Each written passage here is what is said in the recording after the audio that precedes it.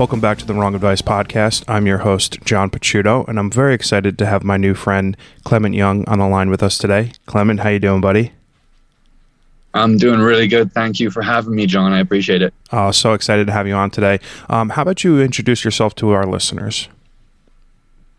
Sure. My name is Clément Yeung. I am a Brit originally, traveling the world. I've been traveling the world for about a decade now, doing like kind of nomad lifestyle. That's awesome. I run a digital marketing agency. And on the side, which is quickly becoming my major thing, I do a podcast on interpersonal relationships and mental health. Love that. That was originally why I scheduled this conversation with you, because I'm super interested in the podcast. But I think first things first, talk to me about this incredible nomadic lifestyle you're leading for a decade plus, because I think at 10 years that puts you at the forefront of the nomad lifestyle. So how did that kind of come to be? Yeah. Well, it's been interesting. I grew up in the UK, and I lived there pretty much until I was about 16. Mm-hmm. And then when I was 16, I started traveling to Spain back and forth. And I lived in Spain for about 6 years. So I started to get like kind of used to this lifestyle, living in another country and experiencing new cultures. And that lasted for about 6 years. And then I went to university in the UK again, and I guess I got bored of just staying in the UK for most of my life. And I went traveling around Asia. I was in a relationship at the time with a lovely woman from the Philippines, and we were in our 5th year, more or less, of our relationship. And things were kind of starting to become a little... We lost the passion. Mm-hmm. You know, we started to try to find things to reignite the passion. And we had this idea of traveling around the world. It was something that we wanted to do for a long time, but we just had put it off. And I think many people do that. They want to experience new things, but they don't because of fear of whatever, the unknown, or maybe they trick themselves into thinking, oh my God, I've got all these responsibilities. And I understand that. Like, as someone who talks to people all the time about their life, about their relationships, if you're a parent, right, there's things you need to take care of, right, that maybe people who don't have kids don't have to worry about. Mm-hmm. So with that, you know, being someone who's not a father, I didn't have that problem. And we just went traveling. We went to where did we go? We went to India first, which was crazy. Because it was such a different experience from what I'm used to. Like, growing up in the UK was a kind of a very, how would you say this? It was a clean experience. There was no natural disasters. You know, we have a national health system. You're pretty much supported by the government where I come from. Mm-hmm. So when we went to India, it was like a shock to the system. I'd never really been anywhere like that. And I got hooked. I was like, wow, the world is such a crazy, interesting place. Mm-hmm. And there's so much to see, obviously. So after a few months there, we went to Singapore, and eventually we ended up in the Philippines. And the Philippines is where this lady was from. You know, like I said, the relationship was kind of rocky. And we had tried everything we could think of to fix it. And I eventually had to make the decision, you know, am I going to continue to do this and bang our heads against the wall, or am I going to just like kind of break it up and get on with our lives? And I chose to break it up and get on with our lives. So I stayed in the Philippines, and I went around Asia for about 8 years at that point. Wow. And it was really eye-opening, man. It was fantastic. My entire life has been something I will never regret, having made the choices that I did. Oh, I love that. I'm so glad when I hear people say that. That's like a mindset that I've only really uncovered in the last, say, 12 to 24 months, like truly living without the consequences of what I think are like taking important risks in my life. And I'm so glad to hear you say that. So fast forward the end of the relationship to now, kind of what brought upon the start of the podcast and like kind of your desire to have these conversations about relationships and love and all of that. Okay, cool. Yeah, definitely. I'm always like, just to touch on that point you made, like I'm always trying to help people understand that whatever we think is the limits of what our life has to offer, it's really a construct of your experience and the things that you've heard and you know, seen, and the things people have told you, especially parents and peers. And it kind of forms this structure where you kind of say, okay, this is possible, this isn't possible. But, you know, the funny thing is, as soon as you learn something that breaks that paradigm, that breaks that understanding of how the world works, you're like, oh my God, all of these options were always available to me. I just didn't know it. Yeah, so I was trying to help with that kind of thing. But with the relationships podcast, like I said, I've been doing marketing my entire life, my entire adult life. And it's something that I'm good at, but I'm not, you know, I would say I'm not passionate about it in the same way that I'm passionate about this relationships podcast. It was something that happened during COVID. I woke up one day and I thought to myself, you know, I can't remember the last time that I actually felt excited to get out of bed. And it made me wonder, you know, what am I going to change in my life if I don't want to continue to feel this way? And I spent some time trying to figure out, well, what are the things that I can help people with? What are the things that I'm good at? And I have had in my existence, I've had 18 years of relationships altogether. And I felt that was a really good starting point to kind of say, okay, I've got some credibility in this. I've got some lessons that I've learned. And those 18 years of relationships include obviously that 5-year one that I had with the lady from the Philippines. And I also was in others along the way after that and before. So altogether, the lessons that I learned, I wanted to share. So initially it started out that way. It started out like, okay, how am I going to distill my experiences into something that other people might benefit from? But what I realized was I don't function well if it's just me on the podcast. Like you, for example, I want to invite guests and have them on and speak to them and learn something new. Like I don't want to just be a voice box for my experience. You know, and I realized that early on. So I started to invite friends and family first, which was a great way to start any podcast, I think, you know, because you don't have anything at the moment. You want to test stuff out. And then as time went on, I got comfortable and I was like, right, I'm going to reach out to authors. I'm going to reach out to experts. And I started to get people on that had written books. I got some Joe Rogan Experience podcast guests on. I got authors of books that, you know, were #1 Netflix shows around the world. And it's been such an amazing experience, you know, and again, coming back to the whole, well, what's my potential in life? What am I capable of? Look, I had no idea I was going to be doing this kind of thing. I had no idea I was going to be able to attract people that, in my opinion, a year before, I would have been like, nah, they'll never come on my podcast. Oh, yeah. But it works. It really does. You just got to keep reaching out. Yeah. I couldn't agree with you more. I recently said to one of my friends this weekend, we were having a beer, and I was like, it's amazing how much like my positive mental outlook on the things that I'm doing have reinforced positively the things that I'm doing, right? So I would have never imagined that you and I'd be having this conversation a year and a half ago. I would never have imagined I would have done anything that I've done over the last year and a half. And it's funny how COVID kind of acted as this catalyst for a lot of people to make, you know, meaningful and purposeful change in their lives. And I'm like forever grateful for that.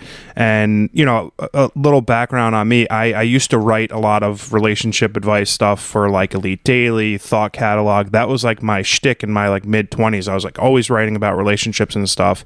And I'm curious if you run into this at all. I did feel at times like, who am I to be someone who's instilling this advice? Because it is very much, in my case at least, do as I say and certainly not as I do. So talk to me a little bit about how, like, because I am 35 and single, I don't know what your current relationship status is. But I used to get a lot of flack for, oh, like, what the fuck are you giving me this advice for? You're single. And it's like, well, I've had a lot more experience than someone who's been in one relationship for 7 years. So kind of talk to me about how, like, you kind of, you know, deal with that sort of, you know, dynamic. Okay, this is a really good question. It's funny. I recall many times when I've gone to, let's say, the GP to have a checkup or talk to them about something to do with my health, obviously. Mm-hmm. And, you know, they're sitting there, they're overweight, they don't look like they work out, they're whatever, right? Yeah. And you're like thinking to yourself, I don't know if this makes sense. Like, things don't really add up, but that's just but you know, they have good advice because they've learned it all. Yeah. They've really learned it all. Now, that's probably a bad analogy because it's not. I've thought that exact same thing. I went to a heart doctor a few years ago and he was so fat. And I was like, wait, this does not make any sense. I was like, how could you possibly be telling me when I work out every day? I might not look like I do, but I do. And like this, I've literally thought that same exact thing. Okay. Yeah. And well, okay, fine. That's good then. And I think that the reason why I said it's probably a bad analogy is because I actually don't think you need to be in a relationship to be able to give people relationship advice. See, that I agree. I think it makes a difference. Like, I think it does make it, like, so for example, if you're telling people how to live in a happy marriage and you're not married and you've never been married, that's probably not something you can safely kind of communicate. Mm-hmm. But if you choose to be single because you simply haven't met the right person at that point in your life, but you still want to tell people, you know, okay, these are the experiences I've had, and this is what seems to be working well in relationships, then I think that's totally fine. So I try not to go outside of my, you know, area of experience. Mm-hmm. And if I do, I want to make sure that there's someone there on the other end of the line who's like living it or has lived it and can help with that content, because I don't want to be the one who's saying it. So I try to be as authentic as possible. In fact, I would go as far as to say what really works for me is to just be genuine, 100% genuine, even if it hurts. Mm-hmm. Even if it hurts me, even if it hurts the person who's listening, because if the intention is good, like, I'm going to tell people, don't watch porn when you're in a relationship. It's not going to help the relationship. It's not going to help you. And I've had people reach out on forums and things and say, you're an idiot. You don't know what you're talking about. Like, it doesn't make a difference. And okay, fine. You're entitled to your opinion, but that's what my experience has been. I have had that experience and it has damaged a relationship before. So I think just being genuine is a great way to begin doing something like this. Oh, yeah, absolutely. I mean, it is that, I guess, that commonality in life experience and relationships that allows you to articulate, not necessarily as an expert, but I've lived this scenario. I can speak from my personal experience. And I feel like if you give advice from a genuine and like understanding and wanting someone to be better in that context, it's kind of easier for them to be like, okay, they're not, you know, just a crock of shit. Absolutely. And people let you off the hook if you're being upfront and you've got a kind of even like got a disclaimer. You know, you don't even need to have a disclaimer, but as long as people sense that you're being genuine and authentic, I think they're willing to let you off the hook. If you, for example, were to say something that doesn't make a lot of sense to them or is maybe outright wrong, but you just don't realize it. Like, we're all capable of making mistakes and errors, and I feel like recognizing that, accepting it, and taking it in your stride while you go out there and make this content is essential, because it incapacitates people. Like, people will not talk about stuff because they're worried they're going to make a mistake, but that's okay in my opinion. I think, you know, as long as your just intentions are good, people will not take it too hard on you. I agree with that. I think we live in this odd time in humanity where there's going to be a group of people who completely and utterly agree with everything you say, and then the opposite side, people are going to be like completely and utterly disgusted or annoyed or pissed off at what you say. So either way, if you're getting praise and or hate, you're probably doing something right. To that, yeah. And I'm lucky because I haven't had a lot of negative comments. I haven't had almost any, to be honest with you, but that's also worrying to me in a way that I see my own brand. Like, throughout the process of creating this podcast and this brand, I have recognized how perhaps I'm not speaking about the things that I hold dearest to my heart, and I'm trying to maybe create content that is more acceptable, right? So the fact that I haven't had a lot of pushback yet is kind of worrying in a way, because I recognize that's just part of being, you. That's just part of talking about important things that mean things to people, because that's where you find the most pushback. If you're tackling subjects that are heavily linked to someone's identity, not to say that I want to be political about things, because I think that's where the most pushback comes from. Sure. But, like going back to that example about watching porn within a relationship, that's a very sensitive subject, because people use that as a way to justify, they might want to justify not being sexually active with their partner, and so they'll fight you about it. And I want to tackle subjects like that, because those are the ones that matter. It's not what I've learned is it's not the highly popular content where everyone can agree on it. It's the content where you are trying to break these paradigms, and to get through it, you're going to have to say things that are very sensitive. I think that's a really good, kind of self perspective for you to kind of think that maybe you need to be going into a little bit more of like I don't want to use the word, consequential or, whatever to create kind of that negative and positive feedback loop. But it's nice to think that like you have that internal view that like maybe you need to kind of differ a little bit about the thing that you're doing. So I think that makes sense. One of the questions I have that I've recently kind of dealt with is like one of my good friends out of a 2.5-year relationship just found out that for the duration of her 2.5-year relationship, her partner had been basically having a full other relationship with someone else. Talk to me about whether you have any personal experience in that type of situation and what you can kind of give as like an advice and or kind of a lesson that this person can kind of take from what's obviously an extremely traumatic and, soul-crushing, mind-erasing kind of event. Yeah, well, by like having 3 girlfriends at the same time, I can safely say that. No, I'm joking. I don't have 3 girlfriends. Where do you find the hours in the day? Right. Well, some people do, and it's weird. And I look, I get the whole. So let's see how I can start this whole subject, because it's a full conversation. I think that men and women are capable of such things, but I think we all know that men are just a lot more likely to engage in these kinds of activities than women. It's just the statistics, right? Mm-hmm. So I'm not trying to put, I don't want to paint men in a bad light. I think we've gotten enough of that already in the mainstream with all of the social movements that are going on right now. It's very easy to vilify men, and I don't think it's entirely fair. But what I will say is that women are just generally a lot more agreeable. If you look at the kind of stuff that Dr. Jordan Peterson, for example, puts out, he's a controversial guy, and I'm aware of that. And I know that there's some haters out there, but at the end of the day, I think that this particular point he makes is very logical and makes sense. It's that women are a lot more agreeable in terms of the spectrum of human behavior. Men are a lot more disagreeable.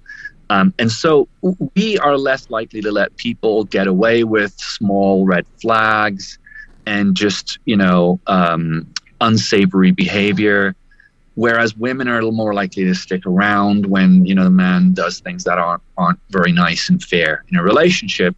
And I think women are much more likely to kind of just maybe even ignore things that could be potential problems because of the way that they operate within relationships. They want to have that stability. They want to have that security. Whereas men are a lot less needy in those areas, a lot less, they're more outgoing. Men are predators in a way when it comes to that kind of sexual desire. Right. It's a biological thing. It's supported by many studies and things. I don't want to get into the science of it, but it's difficult to manage. Now, that's not an excuse for men at all. That's not what I'm trying to say. I'm just trying to lay the foundations here of the argument for why men do this more often than women. I've learned that we are much more likely to have a successful relationship in the sense that there's no infidelity going on. We're communicating correctly. We're not arguing and fighting, and we're helping each other more often than we're kind of pulling each other back and down. If we focus on ourselves before we get into a relationship, or if we're in a relationship, we need to make sure we have that time for ourselves so that we don't get lost in someone else and we don't pin our identity on someone else and our own self-worth on someone else. I just read in a Facebook forum this morning, because I'm subscribed to these groups where it's all about relationships. I read in this forum this morning, this woman posted images of herself with a big, swollen eye. And her message was, my boyfriend likes to beat me every day, but I stay with him because I love him. And he says he's doing it as a test to see whether I'm willing to put up with his bad behavior. Whoa. And obviously, right, there's no question, there's obviously something that woman needs to do to get back to center again. She's obviously lost herself. Yeah. She's obviously way, way away from her own, valuing herself. Yeah. She's lost her identity. And that's what I'm trying to say. I'm trying to say, that's an extreme, by the way, but I'm trying to say that if there's something happening like that in a relationship, I mean, that itself, people who know their self-worth, people who are confident, people who are, I would say, streetwise, are not really going to get into a situation where 2 years down the line, they find out their partner's been cheating on them the whole time. Now, that's not to say it would never happen. Sure. Maybe this person's really great at lying and really good at hiding things. Yeah, like sociopath. I feel bad for her. Yeah. Yeah, I feel bad for her. Like I feel sad for her, and I hope that she is able to fix things by moving on. I don't think that's a relationship that I would want to save, but yeah, I just think that there's a lot of work we need to do on ourselves so that we can see things clearer. And once we start seeing life clearer, a lot of these problems solve themselves. It's not a question of so how do I deal with this in a relationship? It's more a question of how do I get into a place where I know that this will never happen to me because I will not let it happen to me. I love that. I think that's one of the most crucial lessons I've tried to really figure out over the duration of my podcast. And the fundamental issue that I try to figure out is the amount of self-growth that I have uncovered over the last, call it 2 years, has made me leaps and bounds a better human being than I was a decade ago. So the question is, ultimately, could I have learned those lessons at 25 that I've now been able to learn from and enact at 35? Or are some of these things that you've got to go through, bad relationships, getting cheated on, getting fired from a job, yada, yada, yada, are these life events only things that can be attributed to time? And I think fundamentally that I would love to be able to say at 25, I could have done these things, but knowing that the experiences over the last decade have kind of brought me to that point. Yeah, I'm with you on that one. I think it's very empowering to say that I can choose when I want to change. And to a certain degree, I think it's possible. I don't believe in destiny, for example. So I always think, there's a choice there to have had. Some people think there's no choice. Some people think that we're on a predetermined course, and whatever we think is choice is actually just our programmed kind of life, path. I don't know. I don't think anyone really knows, but I'd like to think that, for example, I could choose to get up and leave this conversation. Not that I want to, but you know what I mean? There's always that choice. But I do agree with you that there are things that are, they present themselves at the time. And if we take that lesson, we learn, we change. But if we don't, we are kind of cursed to repeat that until we are ready to accept it. And I've learned a lot again through my relationships and the failures that I've had. I look back at them and I wonder, could I have made a different choice back then? And the answer is always no, because that was what I needed to experience at that point in my life. That was the catalyst for me to actually become who I am today. So I don't regret anything. I think if you do truly believe that you could have made a different choice back then, or you should have made a different choice, you could have made a different choice, but if you should have made a different choice back then, that's going to be pretty harmful for you, because that's going to generate a lot of regret, and regret is definitely something that you want to keep. I could not possibly more unequivocally agree with everything that you just said anymore. I think that's what the point of life is. I think being able to find yourself, whether it's at 25 or 35, is a cause of what transpires leading up to that point. And I agree. I think that's an important thing to understand, because it doesn't matter when you kind of figure it out, right? Whether it's relationship wise or life wise or work wise, it doesn't matter when that catalyst happens. It's just a matter of what you do with it, right? So like if at 25 I learned XYZ, if I don't enact the lesson at that time, it's irrelevant. So I'm in full agreement with you. Yeah, there's a lot of pressure too. I mean, like, from popular culture, there's a lot of pressure on people to live a certain type of life and have a certain level of relative success, whether it's financial or, if it's like being famous. I think fame is a terrible thing to anchor your self-worth on. Oh, yeah. Because it's so subjective, and it's actually, I think it's just really misunderstood. And I do believe that a lot of, from what I've heard and from what I've seen, I do believe a lot of people that actually do end up getting fame or financial success in the ways that popular culture kind of demands, don't end up happier or more fulfilled than those who aren't as successful. Absolutely. So, we need to be about that. Yeah, I think there's like actual data-driven scientific reporting that articulates. There's some paper that I read in the Wall Street Journal a number of years ago that said every dollar over $75,000 a year in U.S. median income doesn't generate that identical percentage increase in happiness, right? It's just the old more money, more problems kind of thing.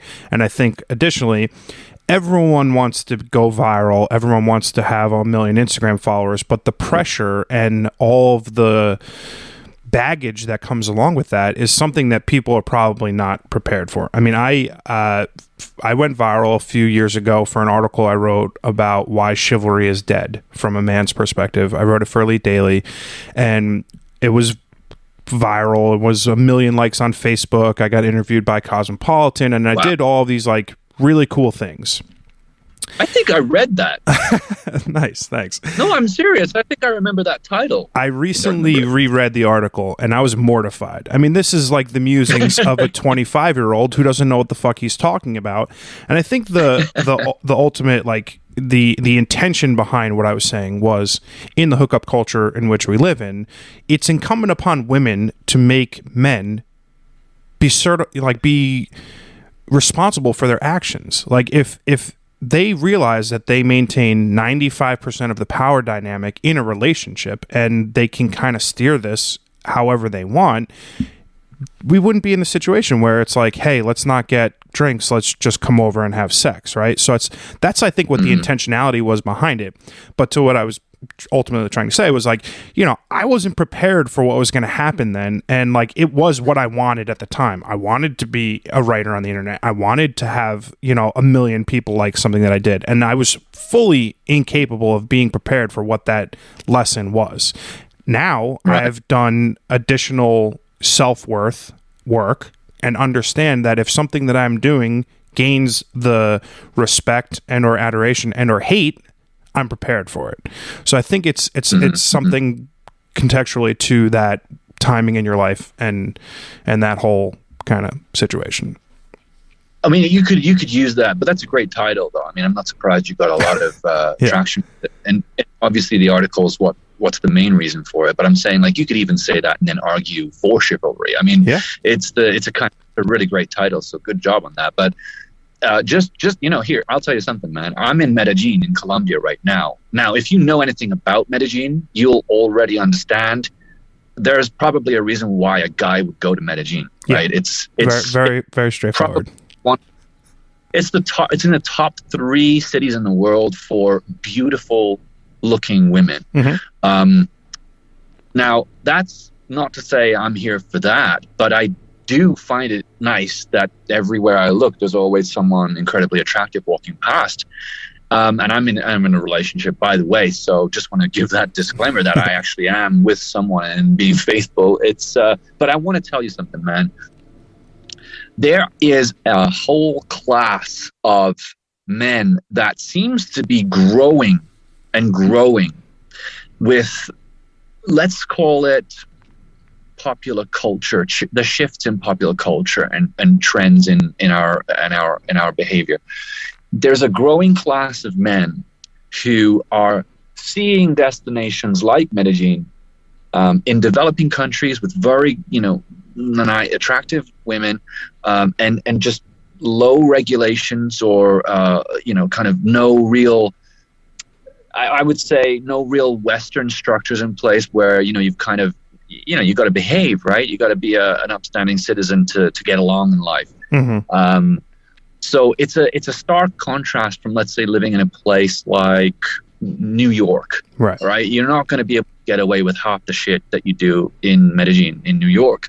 And this growing class of men are convincing themselves, like I did for a long time, and I'll get into that in a second, they're convincing themselves that it is acceptable to take advantage of low-income earning women who are obviously a lot more attractive than perhaps the women that they would be accessible to them in countries where they're not in such a situation where they're dependent on maybe finding someone who can help them out of poverty.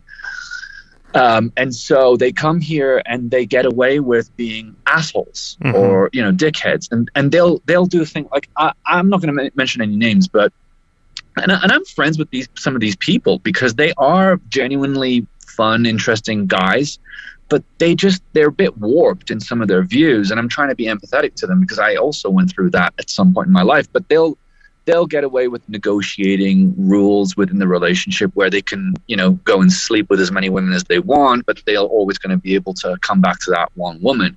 That sounds awful and terrible, right? Especially for women, it sounds awful and terrible. Yeah. But it's like, well, what's that woman going to do? I mean, first of all, it goes to show what the situation is on the ground, because I don't think that would ever really happen in other countries. Definitely wouldn't happen in the UK. Yeah, but I would say definitely not in the US either. Yeah, definitely not in the UK. I mean, it does, right? To a certain, like there'll be cases where that's something that happens, and I mean, even the woman might be the one who's kind of negotiating it, right? There's a lot of wild cards out there, but I say in general, it's not something aspirational. It's not helping anyone, right? It's not helping you grow as an individual because you're corroding and corrupting your own ethics and morals. That's going to have an impact on all areas of your life. You're going to want to try to figure out how to get, free stuff or whatever in other areas too, and get away with stuff. At least that's what happened with me. But it also shows how women like you, this is why I'm saying it, I'm coming full circle to what you said about women needing to take more of an active approach to managing the expectations in a relationship and being assertive and strong. It goes to show a lot about what women are willing to put up with, because that's pretty degrading stuff, for anyone. Absolutely.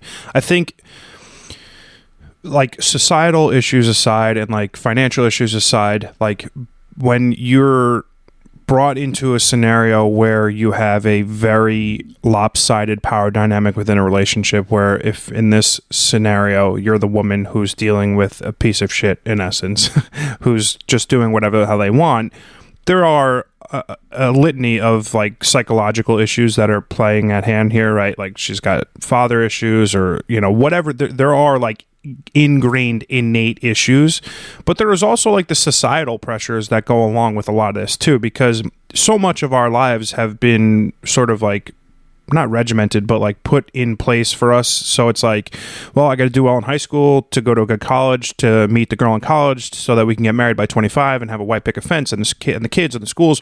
So there are all these pressures that will, for some people, allow them to accept a lot less than what they're actually worth. And it's tragic in a lot of cases because none of those situations ever work out.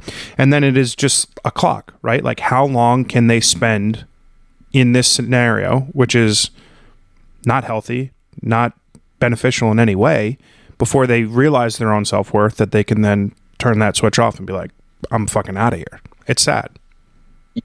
Yeah. That's essentially what it all boils down to, because time really is the most valuable thing that you actually have in your life. And, you know, I would say, yeah, it's not something that you can fix easily. Yeah. And so the question becomes like, how long is it going to take, like you said, to recognize that this is probably something you should walk away from? You know, try, but try quickly. You know, try things fast and don't let it drag on. That was my mistake that I made with my. I didn't suffer from this particular issue with any but one of my ex-girlfriends, and I was the perpetrator. I was the one who was making the rules, and I didn't realize what I was doing. I had tricked myself into thinking it was acceptable, which is why I fell into this class of men at that time. And I want to talk more about this in the content that I create, because I think it's so important for men to take responsibility for their actions in relationships, even if, especially so, when their partner is agreeable. Because, you know, a lot of women are willing to, like I said, let things happen that aren't in their best interest, in the chance that perhaps it's just a phase. Perhaps it's just something that, you know, they're going to grow out of. And I don't think that it ever works that way. I think as soon as you give the man the signal that that's acceptable, like, they're going to find the next thing. It's just a natural, you know, it's even with women, it's not just a male problem. Like, I was in a relationship with a narcissistic woman, and then she wasn't clinically diagnosed as narcissistic, but all of the things that she did kind of led to that conclusion. You know, she would always talk about herself. She'd never ask me how I was. Everything would be about her. And she would lie, cheat. And you know, she even hit me, beat me up one time. Right. I mean, wow. I couldn't do anything. I didn't want to, you know, retaliate or anything. And it was just a weird experience and really scary. And so, but I let her get away with one thing, so she would then do the next thing. And I would let her get with that, because I really loved this woman, you know, and I wanted it to work out. She was just such fun to be with. She was drop dead gorgeous. She just seemed to trigger all the chemistry within me. And I felt like we had this amazing chemistry, amazing love life, but everything else was just shit. Chaos. Like, there was no responsibility. There was no trust.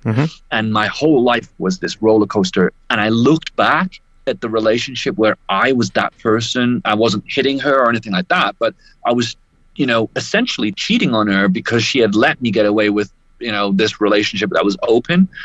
By the way, I don't think open relationships are going to work at all. Like, I've tried it. I agree. I've had friends tried it. I've seen people who talk about it. I think they work only for a very small fraction of people. And I think they probably even only work within, let's say, marriages. I think that's where you're going to find something that might work, because you've got that foundation and you've got that understanding, and maybe you have children or whatever. Yeah, there needs to be anchors. There has to be anchors. Yeah, there's an anchor. You're done. You're not going to want to do the whole thing again. But, you know, a bit of fun here and there might not be a bad idea. I don't say anything against that. I had a woman come on the show who's married with someone, and they have an open relationship, and they've got kids, and it works for them. So, you know, all the power to you. But I think if you're dating someone and you're young, open relationships is really just a kind of a code word for, I'm not really sure yet whether you're the one. 100%. So yeah, I mean, you know, I think men and women need to just do a lot better at being more responsible about their own actions and what they're willing to let people get away with. I fundamentally, to my core, completely agree with that. I mean, I similarly was in a very toxic relationship in my 20s that was very chemistry focused, which allowed me to give like leeway for her to treat me like shit. And it was just a very, very, very, very poor relationship. And I still have trust issues to this day because of it. Like, there are positives that I've been able to now, you know, a decade later, pull out of the relationship, like things that are warning signs and red flags and like lessons that I pulled out from a not great situation. But at the time, I was like, I'm never going to find this chemistry again. I'm never going to have this level of attraction to a human being again. And again, this is the lesson that I'm trying to figure out, or at least trying to echo to a younger generation, is that maybe you can't learn that until you go through it. But the falsehood that I explained to myself that I'm never going to feel this chemistry with another person again was just flatly untrue. Like, you will always have a spark with someone. You will always find that physical attraction to another human being. It's biological. And I had convinced myself that it was beyond biological. This was my soulmate. This is my person. So I can allow her to treat me like shit. And it was a very, very tough lesson, but one that I'm obviously grateful for now. That's what the prospect of time. Yeah, I think you made a really, really good point there. Like, soulmates and this whole larger than life experience, they are symptoms, I think, of a lack of not just self-worth, but also self-awareness. Like, because, okay, if I say that there's one person out there who's going to complete me, I've already lost. Yeah, I've already lost the game. Because if that person rejects me, I'm fucked. Yeah, right. I'm sorry, bad. Like that. It's okay. You're fucked. If I can't, yeah. And I did that too with that woman. That was what happened with me and her. I was like, I got to make this work. I got to make it work because she's the one for me. But it was so terrible. And you know what? That's the funny thing.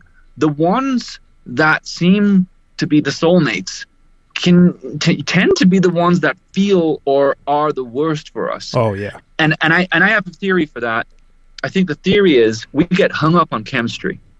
Chemistry is a really bad predictor of long-term relationship success, because there's a difference between chemistry and connection. Right? So I would say connection is, okay, do we agree on things? Have we got the same values? Are we going in the same direction? You know, like, can I see this woman raising my kids properly? Can I see this man raising my children properly? Chemistry is more like, are there explosions when we have sex? Mm-hmm. Are there explosions when we go and hang out in a bar? Can we talk about, like, movies all day long? I mean, that's kind of like chemistry. So, but it's fleeting. It's not a long-term ingredient. It's more like a kind of like in the spur of the moment ingredient. And you can have both. You can have a high chemistry, high connection relationship, although I think they're much less common. But I think, you know, Hollywood and social media, especially social media now, it's no longer really a Hollywood machine. It's like, what do we see on Instagram? What do we see on YouTube? I think they all really push so hard for the very short-term instant gratification, which is essentially what this is chemistry is like an instant gratification. It's like, if I spend time with this person right now, I know I'm going to have a great time. Like, that's not sustainable. You can't be expected to have a great time with your partner all the time that you're together with them. Yeah. You're going to fucking hate each other, right, at some point. Yeah. You're going to want to have space. You're going to want to set boundaries. It's going to be difficult. Relationships are not supposed to be super fun, super exciting. They're actually supposed to be like vehicles for security, for structure, for allowing us to be productive and valuable to the community. They are designed to build a strong community where you raise children properly and you create the next generation. That's what, marriage was created for. It was to help us do that so that we could survive and thrive. And I mean, I don't want to get into like a lot of detail here, but we're moving in the direction of individualism, where there's a lot of left progressive ideologies that are being pushed in developing nations. And I think what's actually happening, and I don't think this is the goal, but I think what's happening as a byproduct is it's kind of eroding our conservative values. And the community is suffering as a result. Because now, instead of saying what's best for my community, what's best for the people around me, we're moving more towards what's best for me as an individual. Like, how can I live my life and be happier and more fulfilled as an individual? And I think that shift in focus is like it's imbalanced right now, and I think we need to pull it back to center a little bit so that we can have more success with our long-term relationships and community. I think I agree with that. I think that there's a fundamental sickness associated with like social media, right? Like we are unhealthily reliant upon that dopamine fix. And I think when you start looking at like your social circle of friends and family, whether it's extended through high school, college, whatever that social circle looks like, that construct online greatly impacts the things that you think that you may or may not be missing out on. And I think when I was in my early 20s, like every single person I know was in a relationship. They all got married, and for like 99% of them, they're all still together today. And like, I'm grateful that all of my friends are in like these extremely healthy long-term relationships. I don't think it's indicative of the greater population as a whole. I think, divorce rates are still hovering around 58%. But I think that when you look through the lens of social media, it's very easy for you to feel like I'm doing something wrong. I shouldn't be single. I need to latch on to this person, place, or thing and make it work because that's what everyone else is doing. And I think fundamentally agree with what you said, because it is that individualistic mentality that is causing us the greatest harm, I think. I agree. Okay. Yeah. Well, it's just crazy. It's crazy that I can't see how the divorce rate is going to improve if this is the trajectory that we're on. I think it's just going to get worse and worse. Yeah. Now, look, a lot of arguments as to why marriage isn't necessary. And even having kids, to the point where you get a lot of pressure from your parents. Okay, when are you going to meet the next person? When am I going to get grandchildren? Yeah. I totally understand that. It's cute, and I appreciate it. But like, I think there's some arguments to be made for, well, maybe we don't have to live those traditional lifestyles anymore. Maybe we don't need to get married. Maybe we don't have to have kids. There shouldn't need to be a contract in place, right? A legit legal mechanism that defines the relationship. And especially so if it's related to the church. I think a lot of people have got just a bad taste for religion.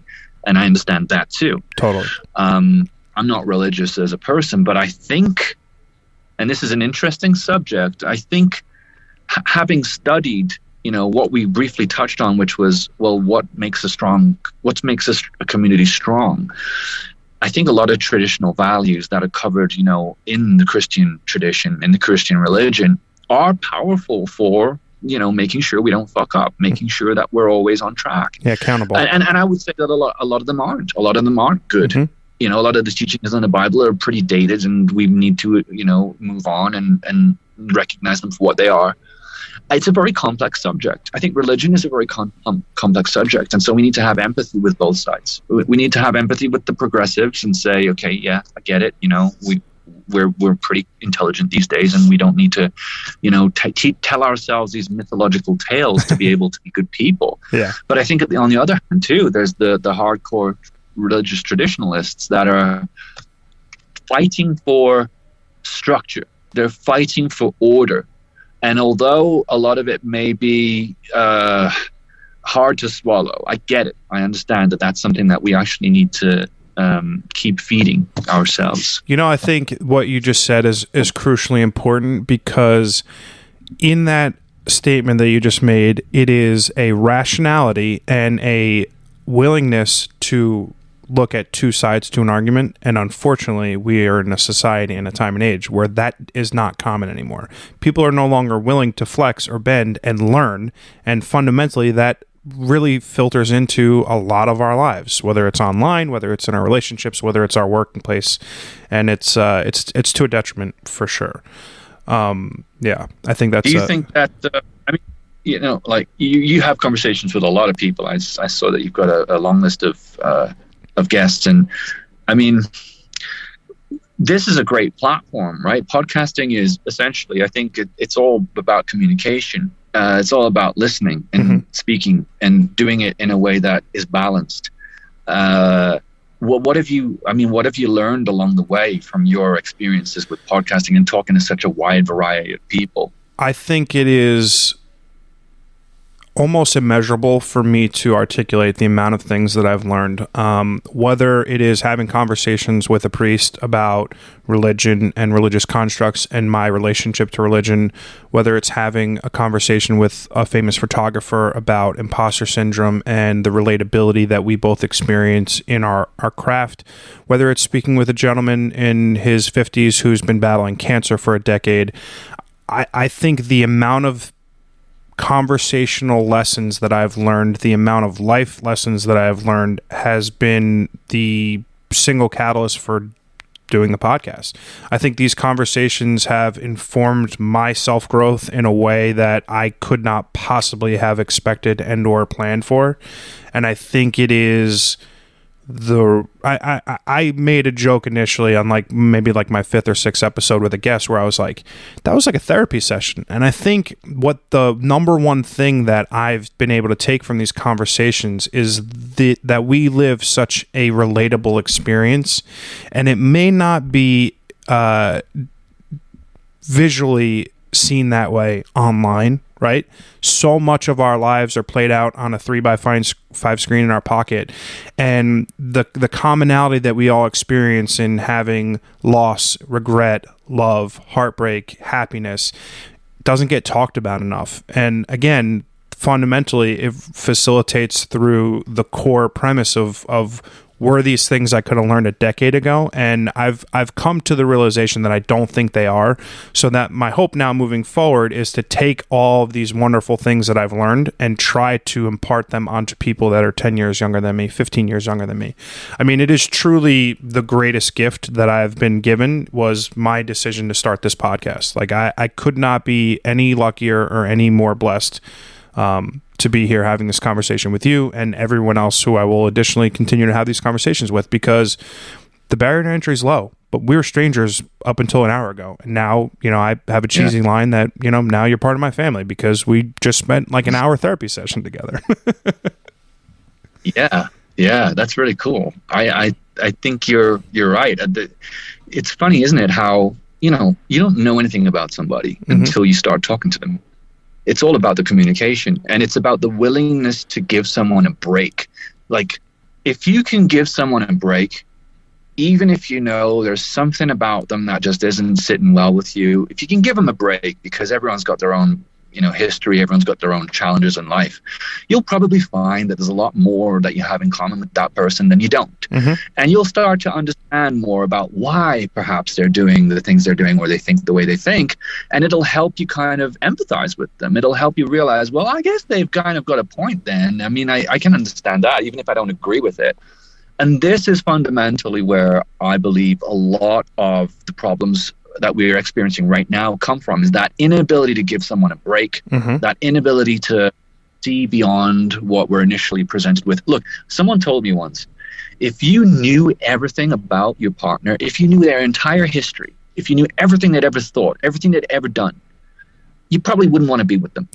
Yeah, right.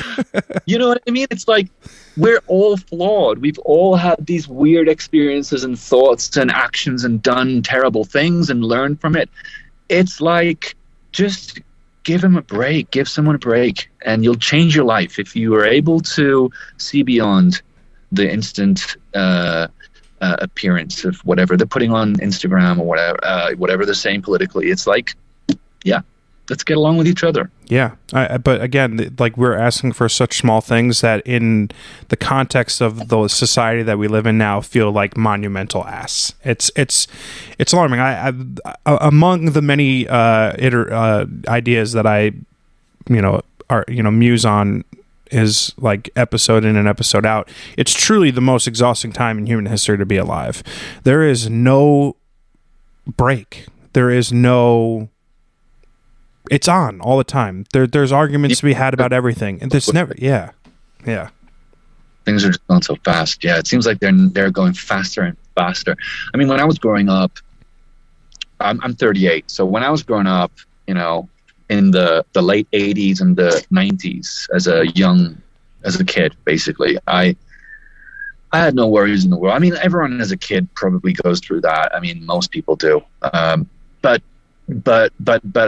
so therefore, I understand, like, with social media, there's always something. With email, there's always something. The internet, and things have changed so much, and we've kind of evolved to the point where we're like ants now. We're really like worker ants. Well, remember back in not remember, but we know that in certain generations, like the baby boomer generation, they had that whole kind of, you could look at it as a fake reality of the white picket fence, collar job. One household was supported by the man's wage.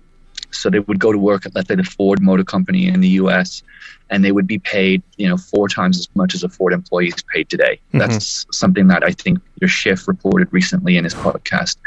And it just shows you it. Well, I mean, there's a lot of changes that have happened in that industry, and obviously in the economy as well. But it just shows you how different life was to be able to just comfortably afford buying a home, having a car, having kids, and a wife, or obviously this was just the way life was in America at that time. But being able to afford all of that on just the wage of a guy working at a car company. Shift forward to today, and you've got like 3 jobs. You're still struggling. You're in debt, and it's just a very different lifestyle. You're not eating high quality food anymore. So I get it. Like there's a lot of stress out there. But let me say this, and I'm not sure if this is something that we can close it on. But let me just say this: I firmly stand behind the advice of, find out what your why is. You've heard that before somewhere, probably somewhere like Simon Sinek's book, Find Your Why. Mm-hmm. It's everything. Why am I in this relationship? Why am I doing this line of work? Why am I experiencing this amount of stress every day? Why am I unhappy with X, Y, Z? If you can find out why, you can start to understand what the solution is. Now, essentially, the overall picture is, why am I existing?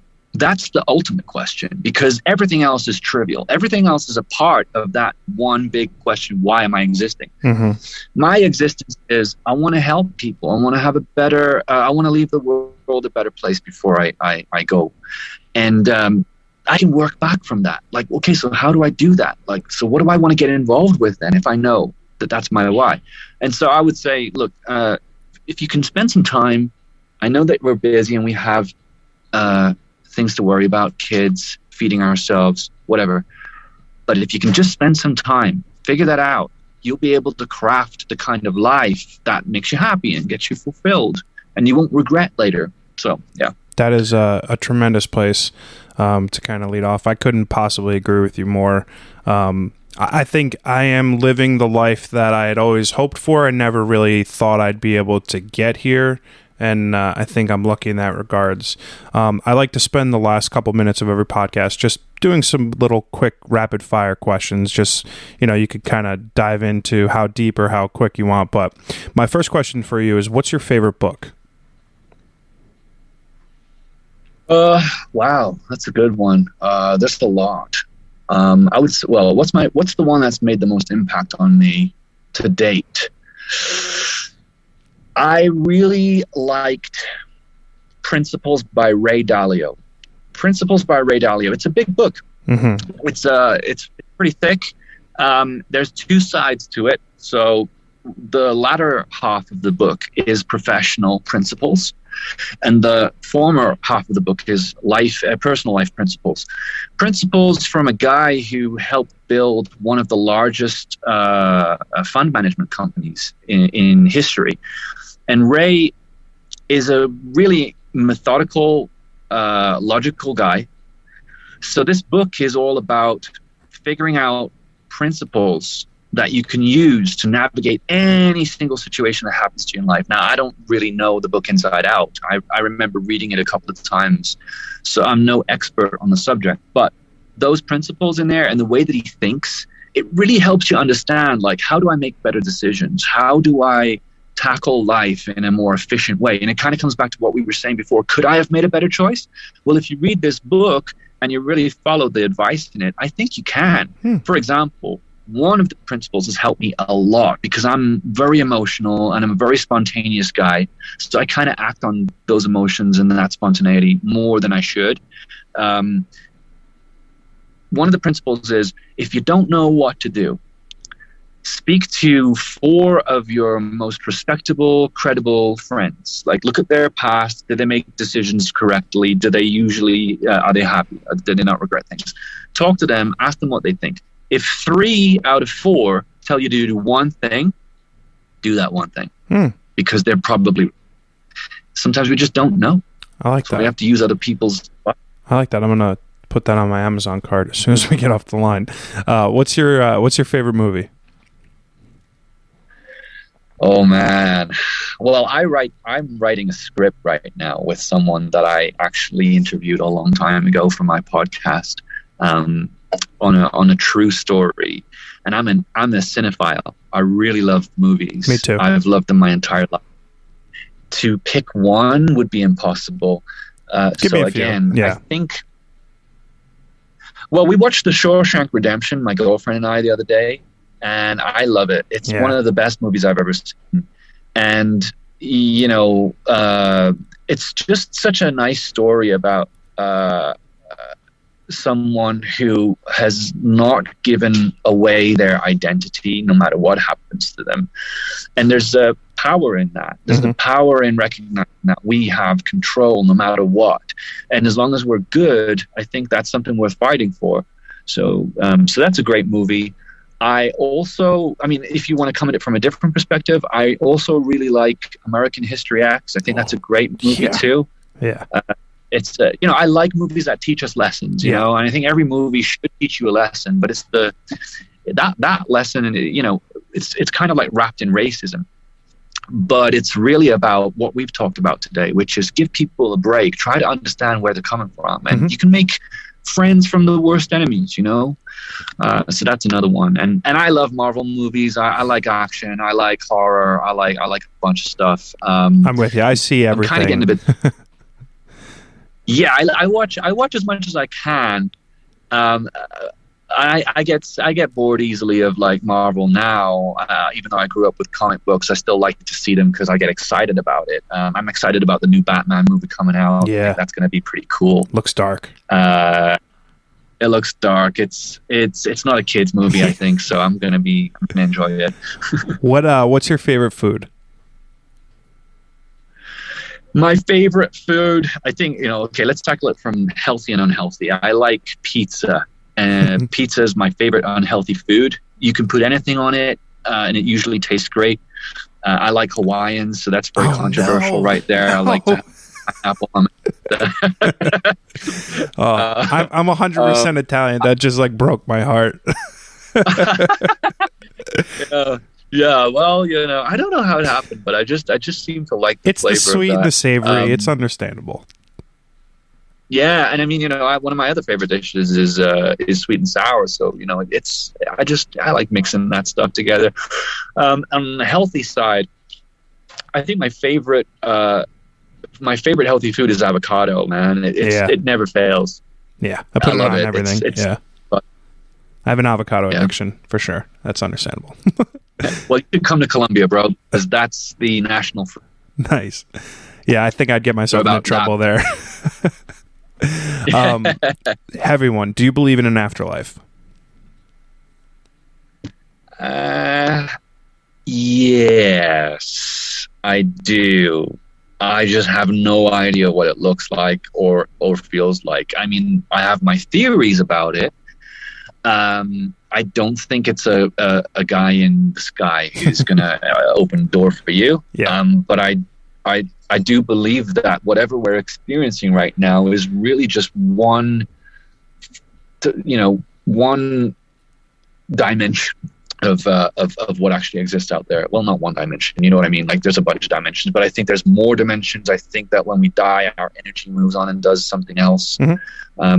Maybe we get reincarnated as another form. Maybe it's not human. Maybe it's, I also believe there's aliens out there. There's a lot of shit coming out right now. Totally. That kind of suggests that perhaps there are. I agree. What is the best piece of advice someone has ever given you?